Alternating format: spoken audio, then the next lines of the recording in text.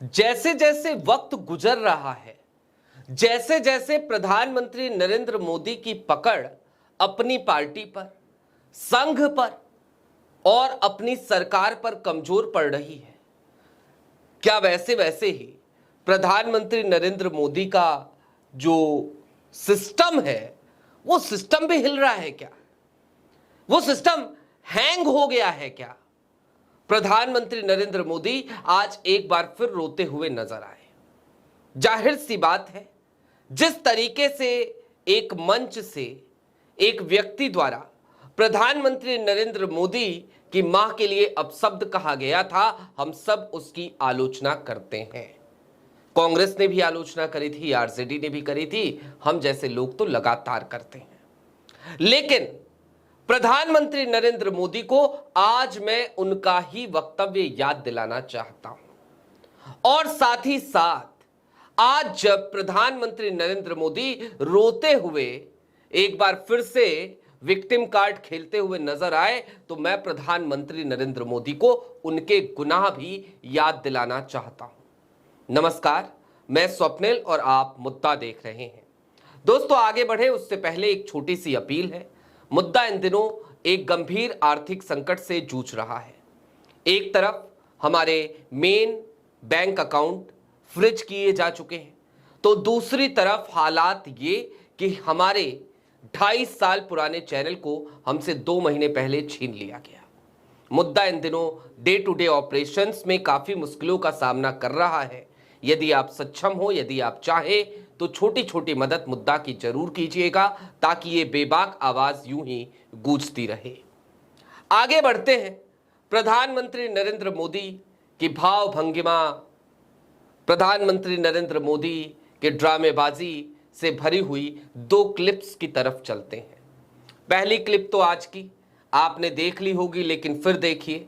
वैसे भी किसी अच्छे कलाकार, किसी अच्छे अभिनेता, किसी अच्छे एक्टर की कलाकारी को, अभिनय को, ड्रामेबाजी को, नौटंकी को बार बार देखना हमें भी अच्छा लगता है, आपको भी लगता होगा। बिहार में आरजेडी कांग्रेस के मंच से मेरी मां को गालियां दी गई। ये गालियां सिर्फ मेरी मां का अपमान नहीं है, ये देश की मां, बहन, बेटी का अपमान है। मुझे पता है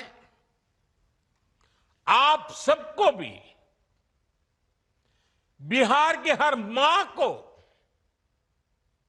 बिहार की हर बेटी को, बिहार के हर भाई को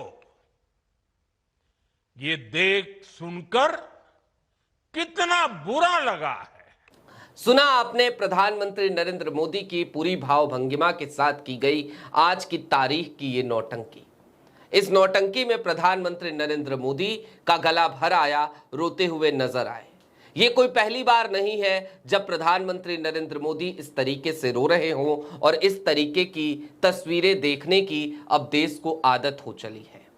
हर किसी को यही लगता है प्रधानमंत्री नरेंद्र मोदी कितने भावुक हैं, लेकिन समझ नहीं आता कि जब मणिपुर जल रहा था तब प्रधानमंत्री की ये भावुकता कहां चली जाती है।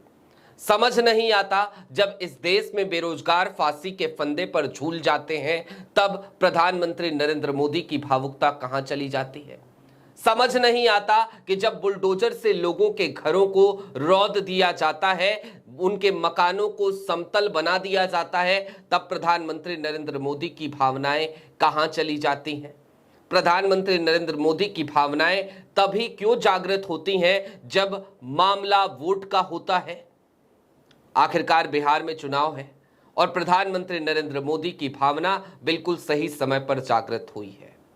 लेकिन प्रधानमंत्री नरेंद्र मोदी जी, मैं आपसे पूछना चाहता हूं कि आपका वो वाला सिस्टम क्या हुआ? कौन सा वाला सिस्टम? तो आपको अब एक क्लिप मैं याद दिलाना चाहता हूं, प्रधानमंत्री नरेंद्र मोदी का एक वक्तव्य याद दिलाना चाहता हूं।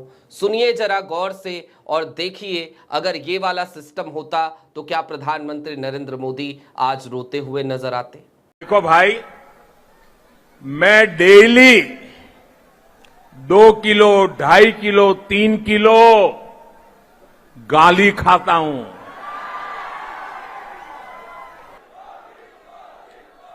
और परमात्मा ने मेरे भीतर ऐसी रचना कर दी है, ईश्वर ने ऐसे आशीर्वाद दिए हैं कि ये सारी गालियां मेरे अंदर प्रोसेस होके न्यूट्रिशन में कन्वर्ट हो जाती है। सुना आपने, प्रधानमंत्री नरेंद्र मोदी ने खुद ही मंच से ऐलानिया तौर पे ये बात कही थी कि मैं हर दिन 2 किलो, 2.5 किलो, 3 किलो गालियां खाता हूं और मेरे अंदर एक ऐसा सिस्टम है, एक ऐसी संरचना हो गई है कि ये सारी गालियां पोषण में तब्दील हो जाती हैं, न्यूट्रिशन में तब्दील हो जाती हैं प्रोसेस होकर। तो प्रधानमंत्री जी, आखिरकार ये वाली गाली जो आपको दी गई, आखिरकार ये पोषण में क्यों नहीं तब्दील हो पाई। खैर, आपको ये गाली नहीं दी जानी चाहिए थी, मैं इस बात को लेकर पूरी तरीके से सहमत हूं, मैं आपके साथ खड़ा हूं। लेकिन प्रधानमंत्री नरेंद्र मोदी जी, अब कुछ सवाल और भी हैं हमारे जहन में। जर्सी गाय, कांग्रेस की विधवा, 100 करोड़नी गर्लफ्रेंड, कांग्रेस की सबसे बड़ी नेता भाग जाएगी, राजस्थान से राज्यसभा के जरिए आएगी, ये सारी भाषा तो आपकी ही है ना। आपके छुटभैया नेताओं, मंत्रियों, सांसदों की भाषा की मैं चर्चा नहीं करना चाहता, क्योंकि उन्होंने तो ना जाने कितनी ही बार मर्यादाओं को तार तार किया है। लेकिन उनको यदि छोड़ भी दिया जाए तो आपके ही इतने बयान आज की तारीख में तमाम जगहों पर तैरते हुए मिल जाएंगे, जिन बयानों को सुनने के बाद कोई भी व्यक्ति अपना माथा पीट लेगा और यही कहेगा कि एक देश के प्रधानमंत्री की ऐसी भाषा, ये भाषा क्षम्य कैसे हो सकती है।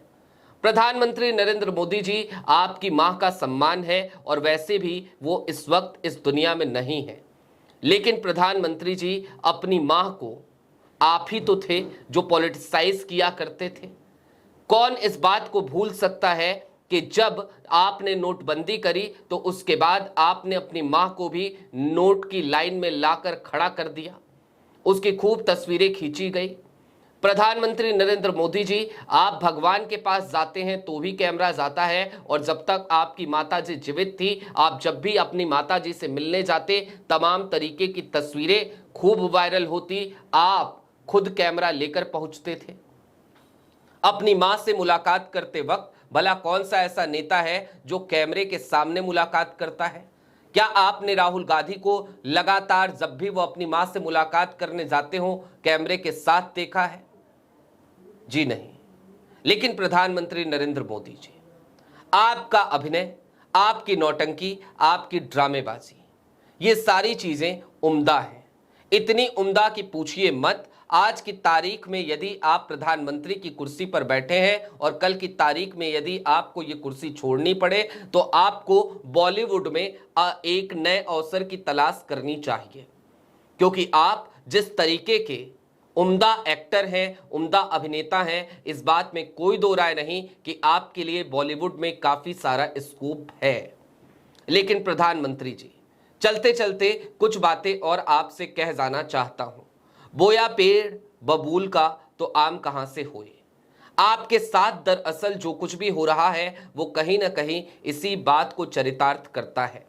प्रधानमंत्री जी, यदि आपकी भाषा सुशील होती, सभ्य होती, यदि आपने शुरुआत से ही इस तरीके से लोगों का अनादर नहीं किया होता, यदि आपने लगातार एक मर्यादित राजनेता की तौर पर अपनी जीभ का इस्तेमाल किया होता, तो आज आपकी वजह से इस तरीके की स्थिति आपकी पूजनीय स्वर्गीय माताजी को नहीं झेलनी पड़ती।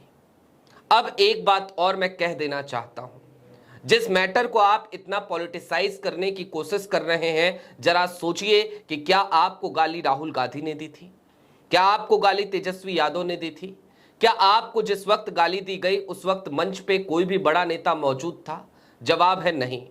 यात्रा वहां से आगे निकल चुकी थी, मंच खाली पड़ा था, उस मंच पर कुछ लोग थे और उनमें से एक रैंडम व्यक्ति पहुंचता है जिसका नाम रिजवी बताया जा रहा है। उस युवा ने आपको गाली दी। क्यों गाली दी, ये उससे पूछा जाना चाहिए। और इस तरीके की किसी भी गाली का ये देश कभी समर्थन नहीं करेगा। लेकिन क्या ये देश आपका समर्थन करेगा कि आप इस बात को तूल देते हुए आज की तारीख में वोट पाने के जुगाड़ के तौर पर अपनी मां को दी गई इस गाली का इस्तेमाल कर रहे हैं? प्रधानमंत्री नरेंद्र मोदी जी, हम जानते हैं, हम मानते हैं, हम तमाम सियासत को समझने वाले इस बात को पहचानते हैं कि इस वक्त आपके हालात ठीक नहीं चल रहे। हम इस बात को भी समझते हैं कि आज की तारीख में विपक्ष आप पर हावी हो चला है। लेकिन इसका मतलब ये तो नहीं कि आप इस तरीके से अपनी मां के अपमान का इस्तेमाल करें। प्रधानमंत्री नरेंद्र मोदी जी, हु नोज कौन था मोहम्मद रिजवी, और कौन ही जान पाएगा कि रिजवी को आखिरकार उस मंच पर किसने भेजा। जब विपक्ष पूरी तरीके से मुस्तैदी के साथ एक ऐसी यात्रा निकाल रहा था जिस यात्रा ने आपकी कुर्सी की चूल्हे हिलाकर रख दी थी, तो भला विपक्ष अपने पैर पर कुल्हाड़ी तो नहीं मारेगा। लेकिन आपको विपक्ष के मन से गालियां दी जाती हैं और उसके बाद से लेकर अब तक लगातार इसे पॉलिटिसाइज करने की जिस तरीके की कोशिश कभी गोदी मीडिया करती है, तो कभी आपके तमाम मंत्री, आपके तमाम सांसद, आपके तमाम नेता, आपके तमाम विधायक करते हैं, और अब आज आप खुद करते हुए नजर आए तो संशय गहरा हो जाता है कि आखिरकार जिसने गाली दी वो कौन था। कहीं ऐसा तो नहीं कि यदि कुछ ज़्यादा शोध कर लिया जाए तो पता चले कि मोहम्मद रिजवी का कोई संबंध भारतीय जनता पार्टी या जनता दल यूनाइटेड से है? क्योंकि संबंध उसका कांग्रेस या आरजेडी से तो अब तक आप खोज कर निकाल नहीं पाए हैं। दोस्तों, कुल मिलाकर एक बात को समझने की जरूरत है कि राजनीति में इस तरीके से अपने परिवार को खींचने की आदत प्रधानमंत्री नरेंद्र मोदी की पुरानी रही है। लेकिन आज की तारीख में प्रधानमंत्री नरेंद्र मोदी ने जिस तरीके से ये ड्रामेबाजी की, ये नौटंकी करी, ये नौटंकी क्षम्य नहीं है। और इस तरीके की नौटंकियों की, ड्रामेबाजियों की भारत की सियासत में कोई जगह नहीं होनी चाहिए। आपकी क्या राय है कमेंट बॉक्स में जरूर बताइएगा। अभी के लिए दीजिए इजाजत। ऐसे ही तमाम अपडेट्स, तमाम डेवलपमेंट्स के लिए जुड़े रहिए मुद्दा के साथ। चलते चलते फिर वही अपील है दोस्तों, चैनल पे नए हो तो सब्सक्राइब करते हुए जाइएगा, सक्षम हो तो छोटी छोटी मदद मुद्दा की जरूर कीजिएगा। शुक्रिया।